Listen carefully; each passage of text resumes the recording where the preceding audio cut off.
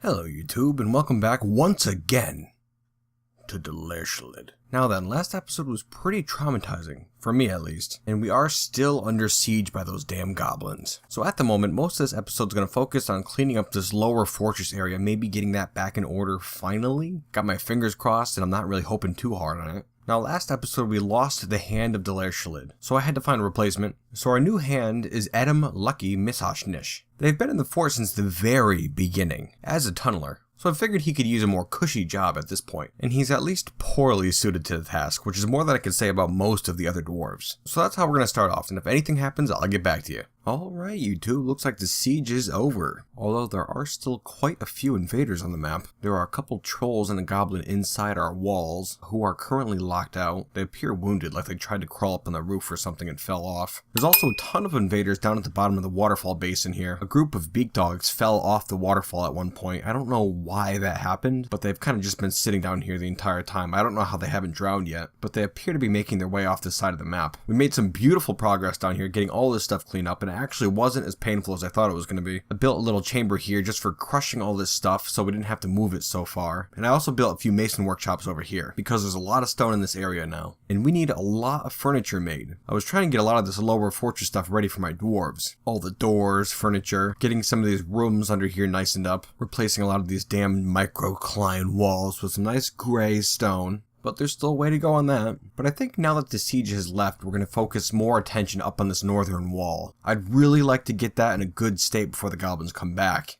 Give them a nice surprise. Rotten bastards.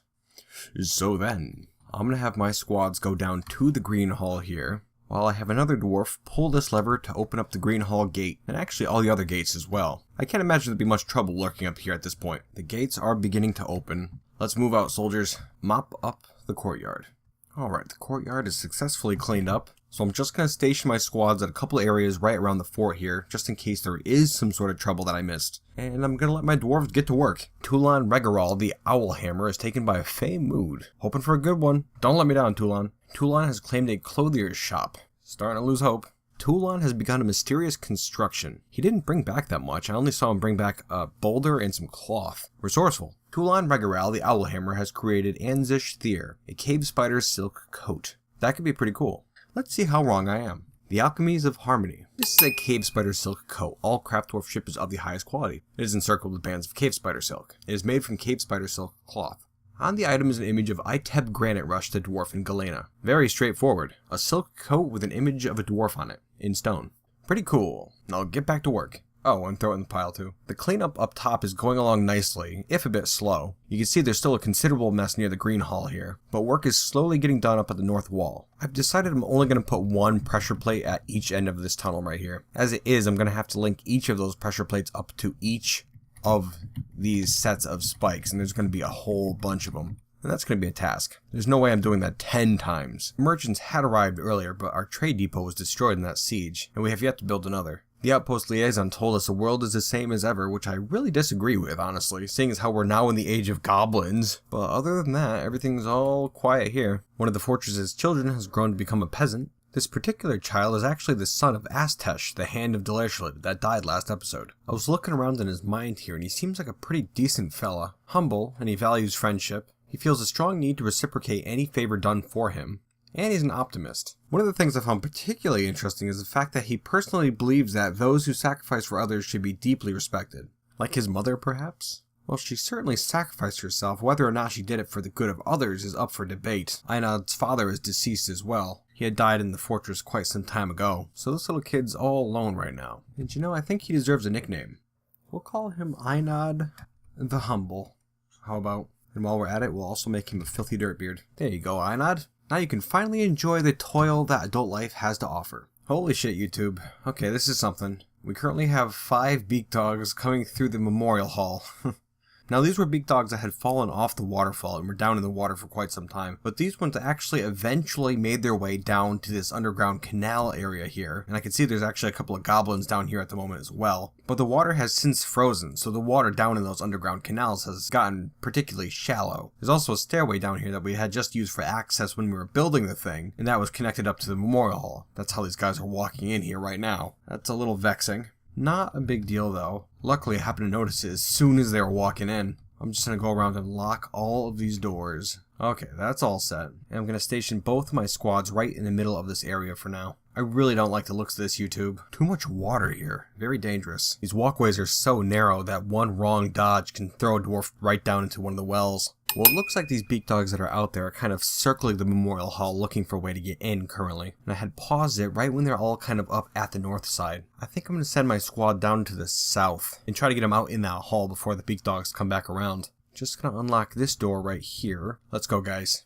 Beak dogs are making their way for that door. Dwarves are out in the memorial hall now. Combat has started. 2 goblins are dead. They're still fighting. Keep going, guys. We're almost done. Looks like there's 1 beak dog left up to the north. And corpses are starting to come back right now. And I'm thinking that's it. Yeah, there's no more invaders anyways. Good.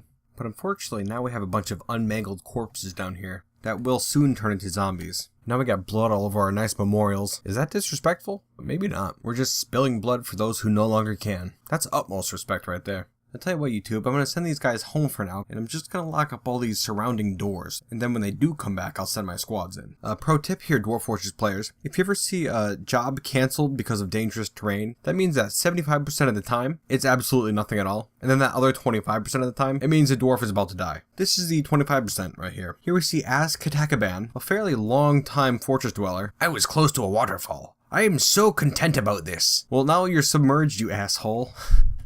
These goddamn dwarves. I had kind of been keeping an eye on this guy the whole time as he goes around in very dangerous areas on his search for webs to spin into cloth, but now he's found himself actually just submerged in water. I can't imagine him coming back from this, honestly. He's down in these channels underneath the fort here. I think he had sniffed out some spider webs or something he had meant to turn into silk cloth, and perhaps slipped and fell down the staircase here. And here he currently lies. Can't really see him, so I'm gonna keep an eye on him in his probably last moments. Come on, buddy. Get up out of that water. Come on. You're on a slope. You can just walk up the slope. Oh my god, he's out. Huh. Well, go figure. I did not think he'd be making it out of there. And here he goes, headed back. You idiot. God damn these dwarves. Just picture him getting up to the top of that staircase. Oh boy. Oh, that was a close one. Well, I'd never do that again in a million years. But that web is right there. I could just turn around and snag it. Yeah, let me go get it real quick. No, I just forbid it. Hopefully he does not grab it. And he's going for it, and he has disappeared out of sight once more. Yo, Mr. Katakaban, go upstairs. Go up. Is he drowning right now? I can't tell if he's drowning or not. Oh no, he's getting a drink of water, this asshole here. Oh, you know what?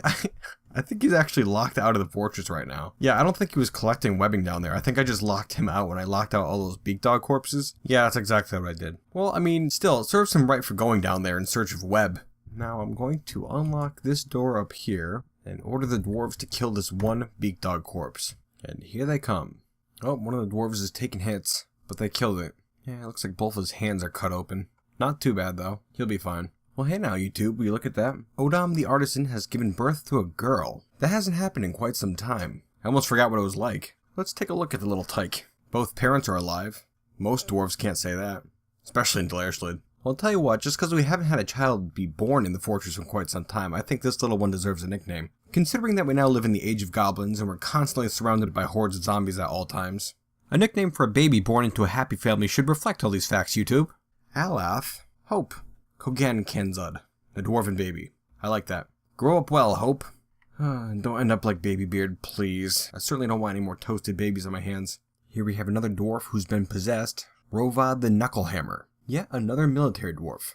Rovad has claimed a craft dwarf workshop. Rovad has begun a mysterious construction. And call me crazy, but I've got high hopes for this one. I was watching the stuff he brought back, and it looked like quality material. Rovad Duralthab, the Knucklehammer, has created Ertir Thathiel Zarengish, a sphalerite figurine of Logum Helm Inc. Now that's a familiar name. Who the hell was that? Well, let's take a look at it. Dangled Autumn, the outrage of bodices. This thing's just covered with shit, huh? On the item is a masterfully designed image of Logum Helm Inc., the dwarf, and Rhythm Thunders, the giant rat in sphalerite. The rat is striking down Logum. I remember when that happened. That was back when we first opened up the caverns. It is encrusted with trillion-cut paradots and encircled with bands of oval-cut morganites. This object menaces with spikes of sphalerite, blue garnet, and pearwood. There's also an image of dwarves laboring, relating to the fortress here in Steelclutches, and last but not least, an image of a boogeyman. Boogeyman? Hi, my name is Daniel Boogeyman. I'm running for state senate today.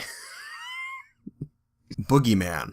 On the item is an image of a boogeyman in Applewood. Well, it's pretty cool, really. I have no idea why he named it that, but to each their own, I suppose. Very nice. Throw it in the pile and get back to work.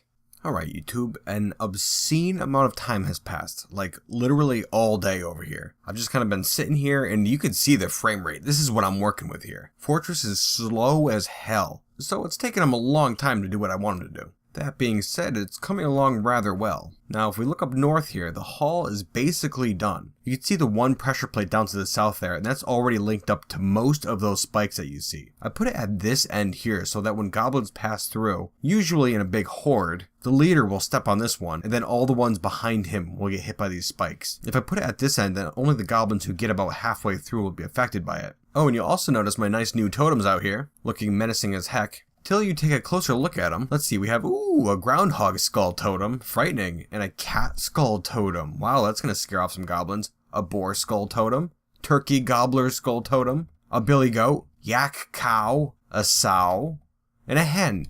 A skull that can fit in the palm of your goddamn hand. I mean, what does that even look like? Just a little skull sitting up on a post, maybe some feathers around it or something. Yeah, so the goblins are gonna come and admire my barnyard totems for about 4 seconds. And you know what? Maybe that'll work in my favor. You know, if they saw goblin skulls up here on these posts, and they'd be like, oh my god, that's actually like, that's fucking scary, dudes. But, you know, they're gonna be laughing at my sow totem, my groundhog totem, and they'll be like, hey, let's go through this nice old feet skewered, right? That's what I'm thinking. Hopefully we can make some more progress on this before they do come, though. If things continue as they have, I can't imagine it'll take that much longer before their arrival. Alright, YouTube, I may have spotted an incident right before it became an incident. Here we have Dastot, the Dirtbeard, on their way down to the caves for some pointless reason, I'm sure. And right up here, right above them, there's a blind cave bear. Something we've not yet encountered in this fortress, but it doesn't sound too good. A huge, emaciated looking bear with great drooping ears and many sharp teeth. It is found deep underground. He is average in size. His skin is white, which is totally creepy because I guess I pictured the thing having fur, but this has nothing about fur at all. Just white skin. Blind as well. I don't know if that means it doesn't have eyes. An awful thought. Well, I've already ordered my squads down here to kill the thing. Let's just watch how this plays out. No issues so far. They seem to just be going about their business, and the bear is going about its own. Well, in that case, I'm just going to call them down to this little nook right here and have them group up before they kill the thing. I don't imagine it'll be that hard, really. I've given the order, fighting it, not putting up much of a fight, and it just died. Good. Oh my god, YouTube. I'm such an idiot. That blind cave bear I was not concerned about is now a zombie, approaching a couple of my civilian dwarves. Oh, actually, one of them's an owlhammer. I guess I'm gonna order both my squads to kill the thing, and hopefully they can take it down. Hopefully this guy can take it down by himself. I'm rooting for you, buddy. Maybe you could just hold him at bay till more soldiers can get there. Fighting with it. Ah, and he killed it. Good job, buddy. That damn bear didn't stand a chance. Good job. Let's take a look at this guy. 6 kills, but he was able to kill a zombie cave bear. That's gotta count for something. Tell you what, I think you've earned yourself a nickname. Ushat. Henceforth, you shall be known as Ushat the Bear. And you know what, just while we're at it, I'm gonna hand out a couple more nicknames. Here we have Odom Earthenbird. This was a dwarf from last episode who was running around on top of the walls and got shot by a couple of arrows. I hadn't mentioned it in the video, but both her right false ribs and her right true ribs were broken by that attack. And she was walking around in a wounded state for quite some time, but it looks like she's since been healed up. We could see here in her status that she's still having trouble breathing. I was going to originally give her a name like Wall Dancer or Roof Jumper or something like that, but I'm thinking the nickname should be something like Odom Wheezy Berlanlar, since she's still having trouble breathing. And then we have Az Katakaban. This is the fella who go to great or sometimes foolish lengths to get some spider silk webs. He was down in the caves not too long ago, like way the hell out there too. I mean, there are still zombies way far out there. And of course, he was the one who was stuck in the canals under the fort as well. So I'm thinking he should get a nickname. As Spiderbane. Just because he's destroyed so many spiders' homes in his career. Keep at it, buddy. Another minor thing I'll mention. Here we see Solon the Dragon Tamer, our current naturalist, and the one who's supposed to be doing all the animal taming in the fortress, but who really isn't very good at it. We recently had a dwarf come into migration who was actually a high master animal trainer, and I made them the naturalist assistant. I'm letting Solon be the naturalist because I don't want to take that title from him. But Einod, the naturalist assistant, is going to be the one who's really the brains behind the operation when it comes to animal taming. Yeah, we did have a couple of migrant waves lately. bringing us up to 75 dwarves. Very tiny microwaves. I think it was 2 each. Better than nothing, I guess. It can't be much longer before those goblins come again. It is summer now, and this is about when they had attacked last year, so I guess it could be any second still. Alright YouTube, we actually just had another forgotten beast pop up, but I wasn't going to even mention it because it was so boring looking. But I am going to, because it's doing something interesting. Estrer stas babungo ezuspamub. An enormous feathered earthworm. It has wings and it undulates rhythmically. Its sea green feathers are patchy. Beware its deadly blood. Very similar to that feathered ribbon worm we had appear not too long ago, the fire-breathing one that ended up dying and turning into a zombie, and which coincidentally this one is currently fighting. That's pretty cool, huh? Slushu versus Estrer. I'm betting on the zombie. But let's see what happens, huh? Oh, okay, it died just as soon as I unpaused it. Huh, well that's something. And he fell down in the water as a normal old corpse that I'm sure will be coming back to life in very short order. 2 zombie worm forgotten beasts, just sitting on Zombie Monster Island. Terribly frightening, and something that we'll have to deal with at some point. Hopefully after we get this whole goblin situation under control. Kel Ukurfikad the Dirtbeard has been possessed. Kel Ukurfikad has claimed a craft dwarf workshop. Kel Ukurfikad the Dirtbeard has begun mysterious construction. Kel Ukurfikad the Dirtbeard has created Nethagul Les Gangutid, a donkey bone mace. Let's take a closer look, shall we? Balance controls. The Tan utterances. Well, there goes all my excitement right out the goddamn window. Donkey bone mace, highest quality, is encrusted with gems and circled with bands of donkey bone, menaces with various types of spikes, and on the item is an image of a bush tit in copper. A bush tit? I mean, not only does it have a ridiculous name, it's also a tiny harmless bird. It's no Astechelon, that's for sure. Yeah, I'm not too sure what to do with it. I was going to assign it to one of my military dwarves, but I have the distinct feeling that donkey bone won't make for a good weapon. Bah. Good try, throw it in the pile and get back to work. Dwarves, war has once again arrived at our gates. A vile force of darkness has arrived. And I've waited an obscene amount of time for it too. I mean, it's early winter now, and that was when the last siege left, so it's been about a year. You can see I have this spike hall in a very good state at the moment, and I'm sure they're not expecting a thing. Just picture these assholes coming up to the gate. They're probably seeing those totems out there, thinking to themselves, what's that? What's that, a groundhog? Look, what's that? Was that a chicken skull? They probably see the new wall, the new entryway. Oh, look, those dwarves have laid out the welcome map for us. But YouTube, they have not one clue what's in store for them. Now, I don't see any beak dogs yet, but that could change still. Let's see, first order of business. I had just ordered these walls to be built here, but I'm not gonna have that happen no more. You could see the wall is now 3 spaces wide, almost all around the entire fortress. We have 2 sets of gates down to the south now, both controlled by levers in this main area, but I doubt they'll even try to go that way. Alright, so I've just updated the fortress lockdown burrow. I'm gonna set that as active. So we'll have no more dwarves up top here, hopefully. And I've ordered the levers to be pulled to close those south gates there. I'm also going to call my squads out to the green hall, just so we can see what we're dealing with up north. And here they come, YouTube. Well, it's not a small siege, I could see that already. And there's a beak dog. Now those spikes in the hall are poking up out of the ground right now, and someone's going to have to step on that pressure plate so they can retract down into the ground. And then when somebody steps on it again, they'll come back up. Just imagine them. Looks on their stupid faces right now. What are these spikes gonna do? Sticking up out of the ground like this? That's to no effect whatsoever. I can easily just walk around these spikes. Yeah, they're just kind of checking the place out, seemingly. And somebody has stepped on the plate. The spikes have retracted down into the ground. And... oh, there it is. Oh my god, it's beautiful, YouTube. Look at that. All those stupid wounded goblins. Oh man, they got fucked up. Left upper leg is broken. Right lower leg is broken. Left true ribs is mangled beyond recognition.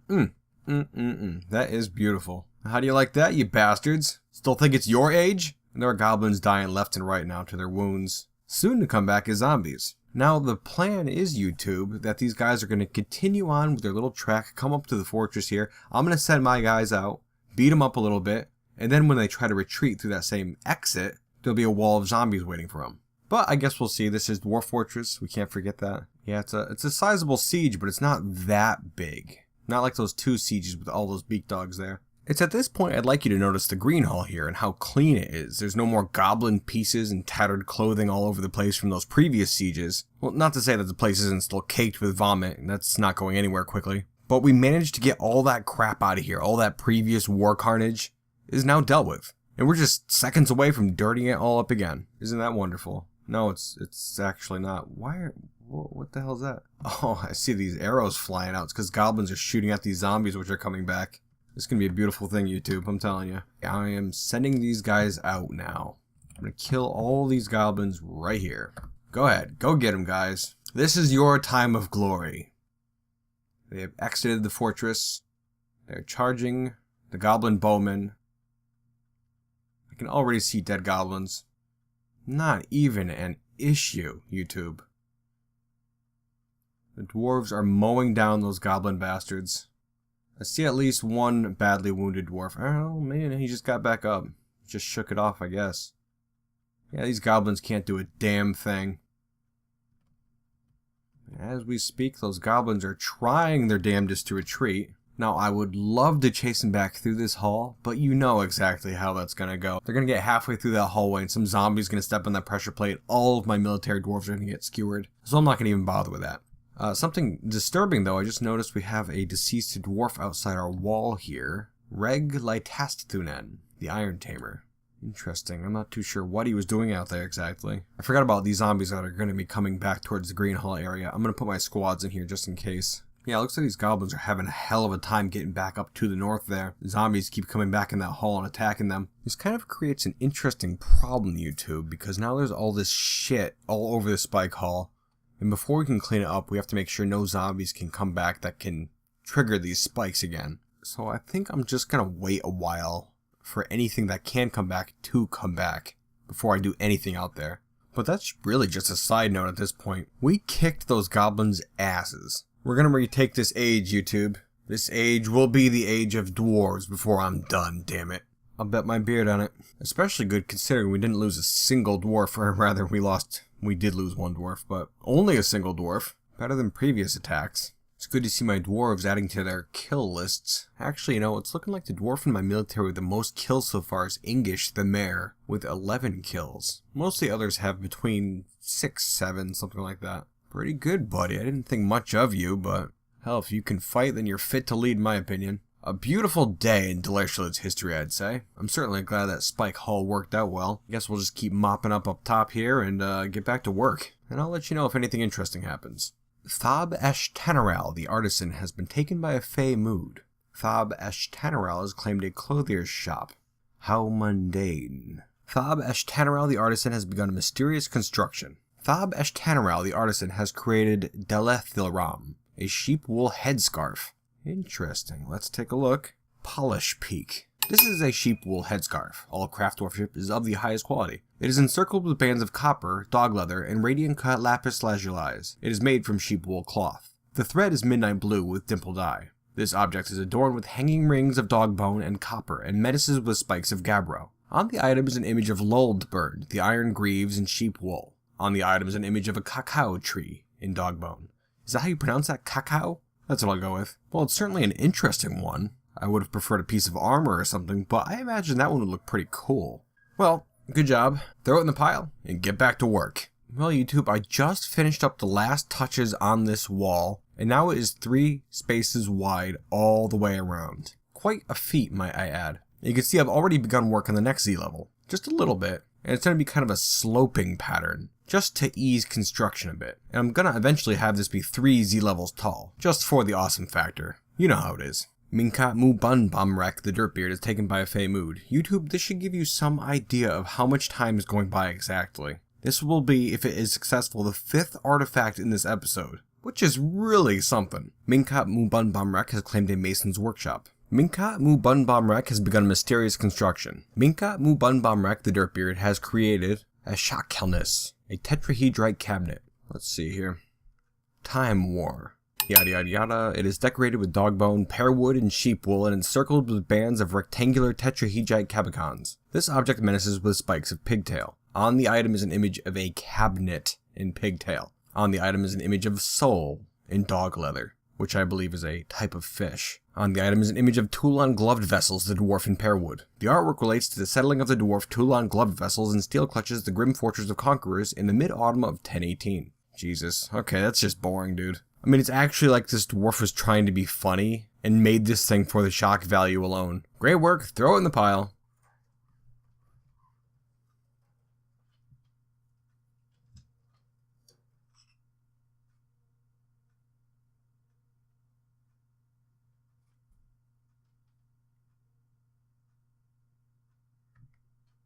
Yeah, YouTube, I don't know if you caught that right there, but that was me trying to destroy all the stuff that was in that garbage pit with that bridge. One minor thing I had forgotten about is to put a roof on that structure. And the bridge was down. It wasn't up, ready to smash. It was down, underneath all of the trash. So when the lever was pulled, it just catapulted all that shit out the top. Oh my god, YouTube. You know, it's funny how you can think you have all your shit together, and then something stupid like this happens. There's a dwarf here wounded on the ground. I'm gonna take a look at him real quick. One of the knuckle hammers. Alright, it's just one of his toes is broken, not a big deal. Oh my god, though, YouTube. I'll tell you what is a big deal. Picking up all this trash. I've been collecting it in here for quite some time. Oh, it's all in the trees. God damn it, YouTube. I'm so stupid. I'm trying to tell if anybody else was hit by this stuff.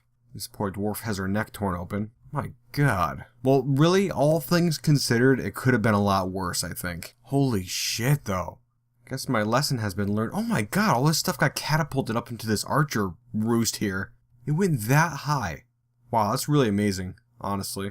There's just blood and corpses all over the place now. Rotting, stinking raven corpses. Fetid pig corpses. All over our nice, unusable minecart tracks. Okay, here goes a long process of cleaning it all back up again. Oh, I'm so stupid. I can't even believe that, YouTube. I'm the dumbest person. Well, I suppose while we're at it, I could point out this new plan I have for these archer roosts. You can see I have my dwarves building a walkway to each of them. And instead of archer roosts, I'm going to turn them into temple areas for this lower fortress. I don't plan on ever using archers at this point. The melee dwarves seem to be able to handle it well enough whenever trouble comes around. And I figured I'd use each of these roosts for a different temple. One of those temples is going to be dedicated to Ital Tadneth Shagagtanoth, the god of balance. You may remember that that's that god who had destroyed an amulet back in the day by melting, and I was kind of confused about that, and still am very confused about that. Over the years, this god has destroyed other things as well. Yeah, it looks like in 1011, Ital destroyed an amulet, and that was it, for 2 years until 1013, when Ital destroyed a whole bunch more things. Mundane items, little craft sort of things. That was it until 1020, when 2 more items were destroyed. All of the items were destroyed by melting. Why the hell would that be, YouTube? Really, if anybody has any idea, please let me know. I'm very curious about that. So yeah, one of the temples is going to be dedicated to Ital, the dwarven god of balance, and the other to Lorbam, the dwarven god of fame. I figure Ital because they actually had influenced our fortress in some bizarre manner. And then Lorbam's the god of fame, so you know, it's kind of out front there when you first enter the fortress. That's one of the first places that you'll see. Maybe I'll have to dress it up, make it a bit flashy or something like that. It's funny how talking about all that kind of made me forget about this hellhole that has started up down here. Oh my god, what a fucking mess, YouTube. What did I do? Oh my god. Well, it's not going to get picked up if I don't get started, so might as well. I just unpaused the game and there's already another facet of this shitty gem. In that 1 tile wide garbage dump, I had packed a bunch of dogs in there, primarily puppies. Yes, this sounds cruel, but we had a bunch of dogs, like way too many of them, and I had to get rid of them real quick. I figured I'm going to be smashing some garbage, so, you know, just pack them in there. Anyways, that's not the point. Okay, so I had a bunch of dogs that were in there, and they all got thrown up and mulched up with this garbage here. And so their corpses came raining down as well. And now those corpses are coming back as dog zombies. Oh my god! What did I do, YouTube? This is ridiculous. Alright, I'm gonna unpause it. Let's see what happens. I only see the one goddamn dog corpse right now. I'm thinking in my head, YouTube, how am I gonna finish this episode? Maybe I'll get lucky and those goblins will come back and we'll be able to have a nice cliffhanger or something like that. But no, what we have is an actual explosion of garbage. And corpses. Just all over the place. That's Dwarf Fortress for you. Well, there you have it, YouTube. That actually wasn't nearly as painful as I thought it was going to be. I just had to cut down a couple of trees to ease the garbage collection process. And most of that other stuff is so close to this little dumping chamber that I made that it wasn't such a pain to get it in there. So that's out of the way.